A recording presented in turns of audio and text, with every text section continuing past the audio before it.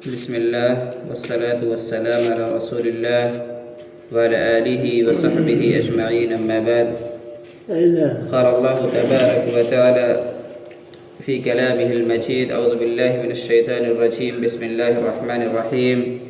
ما كان لبشر أن يؤتيه الله الكتاب والحكم والنبوة ثم يقول للناس كونوا عبادا لي من دون الله ولكن كونوا ربانيين بما كنتم تعلمون الكتاب وبما كنتم تدرسون ولا يأمركم أن تتخذوا الملائكة والنبيين أربابا أيأمركم بالكفر بعد إذ أنتم مسلمون. اللہ تعالیٰ فرماتے ہیں کسی ایسے انسان کو جسے اللہ تعالیٰ کتاب و حکمت اور نبوت دے، یہ لائق نہیں کہ پھر بھی وہ لوگوں سے کہے کہ تم اللہ تعالیٰ کو چھوڑ کر میرے بندے بن جاؤ، بلکہ وہ تو کہے گا تم سب رب کے ہو جاؤ. یہ عیسائیوں کے ضمن میں کہا جا رہا ہے کہ انہوں نے حضرت عیسیٰ علیہ السلام کو خدا بنایا ہوا ہے، حالانکہ وہ ایک انسان تھے جنہیں اللہ رب العالمین نے کتاب و حکمت اور نبوت سے سرفراز کیا تھا. اور ایسا کوئی شخص یہ دعویٰ نہیں کر سکتا کہ اللہ کو چھوڑ کر میرے پجاری اور بندے بن جاؤ، بلکہ وہ تو یہی کہتا ہے کہ رب والے بن جاؤ. ربانی رب کی طرف منسوب ہے، نون اور الف کا اضافہ مبالغہ کے لیے ہے. یعنی مطلب یہ ہے اس آیت کریمہ کا کہ اللہ تعالیٰ جس بھی انسان کو نبوت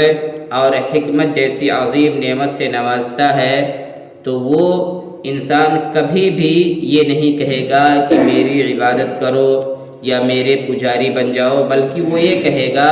کہ تم سب کے سب اللہ والے بن جاؤ، اللہ کی عبادت کرو. اور تمام انبیاء کرام کا مشن یہی رہا ہے کہ وہ جب اللہ تعالیٰ نے ان کو نبوت سے سرفراز کیا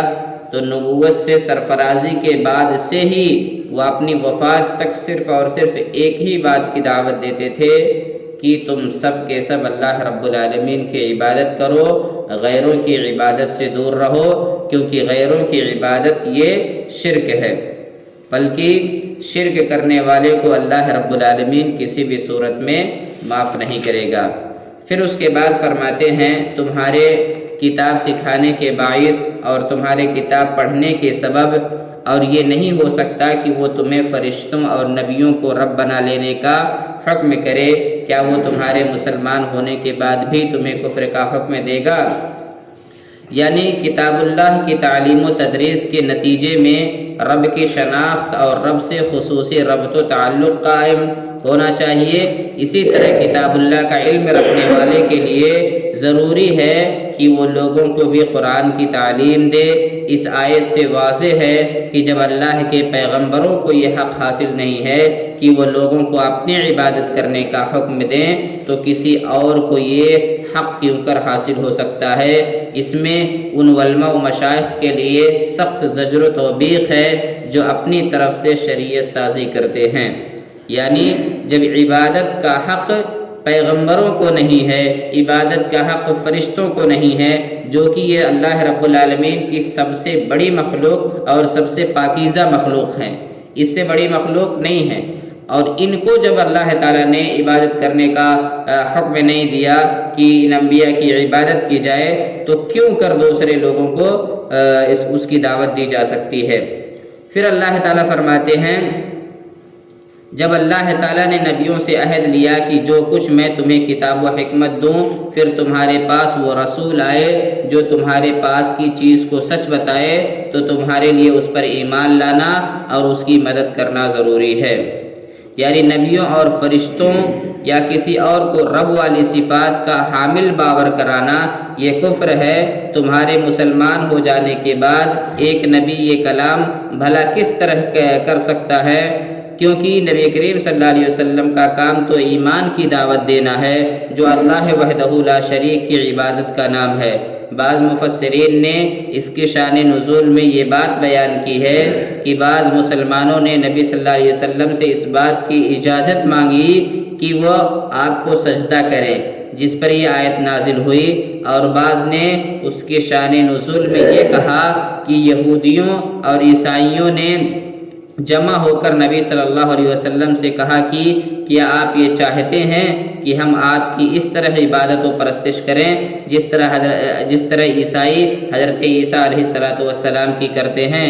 آپ نے فرمایا اللہ کی پناہ اس بات سے کہ ہم اللہ کو چھوڑ کر کسی اور کی عبادت کریں یا کسی کو اس کا حکم دیں۔ اللہ نے مجھے نہ اس لیے بھیجا ہے نہ اس کا حکم ہی دیا ہے۔ اس پر یہ آیت کریمہ نازل ہوئی۔ یعنی ہر نبی سے یہ وعدہ دیا گیا کہ اس کی زندگی اور دور نبوت میں اگر وہ دوسرا نبی آئے گا تو اس پر ایمان لانا اور اس کی مدد کرنا ضروری ہوگا۔ جب نبی صلی اللہ علیہ وسلم کی موجودگی میں آنے والے نئے نبی پر خود اس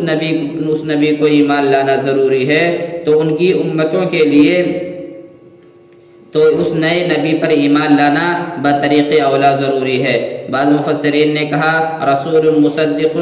سے الرسول کا مفہوم مراد دیا ہے، یعنی حضرت محمد صلی اللہ علیہ وسلم کی بابت تمام نبیوں سے عہد لیا گیا کہ اگر ان کے دور میں وہ آ جائیں تو اپنی نبوت ختم کر کے ان پر ایمان لانا ہوگا۔ لیکن واقعہ یہ ہے کہ پہلے معنی میں ہی دوسرا مفہوم از خود آ جاتا ہے، اس لیے الفاظ قرآن کے اعتبار سے پہلا مفہوم ہی زیادہ صحیح ہے، اور اس مفہوم کے لحاظ سے بھی یہ بات واضح ہے کہ نبوت محمدی کے سراج منیر کے بعد کسی بھی نبی کا چراغ نہیں جل سکتا، جیسا کہ حدیث میں آتا ہے کہ ایک مرتبہ حضرت عمر فاروق رضی اللہ تعالیٰ عنہ تورات کے اوراق پڑھ رہے تھے تو نبی صلی اللہ علیہ وسلم یہ دیکھ کر غضبناک ہوئے اور فرمایا قسم ہے اس ذات کی جس کے ہاتھ میں محمد صلی اللہ علیہ وسلم کی جان ہے کہ اگر موسیٰ علیہ السلام بھی زندہ ہو کر آ جائیں اور تم مجھے چھوڑ کر ان کے پیچھے لگ جاؤ تو یقیناً گمراہ ہو جاؤ گے۔ بہرحال اب قیامت تک واجب الاتباع صرف محمد صلی اللہ علیہ وسلم ہیں اور نجات انہی کی اطاعت میں منحصر ہے، نہ کسی امام کی تقلید، نہ کسی بزرگ کی بیعت ہے۔ جب کسی پیغمبر کا سکہ اب نہیں چل سکتا تو کسی اور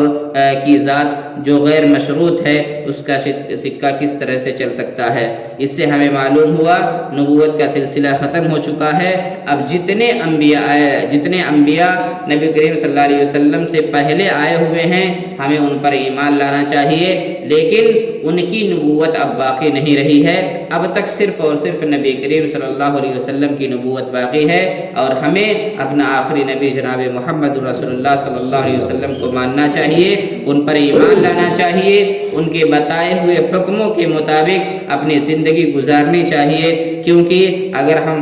فلاح چاہتے ہیں، ہم کامیابی چاہتے ہیں تو رسول اللہ صلی اللہ علیہ وسلم کی اطاعت میں ہی ہماری اور آپ کی کامیابی مضمر ہے۔ اللہ سے دعا ہے اللہ تعالی ہم تمام مسلمانوں کو نبی کریم صلی اللہ علیہ وسلم کے نقش قدم پر چلنے کی توفیق عطا فرمائے۔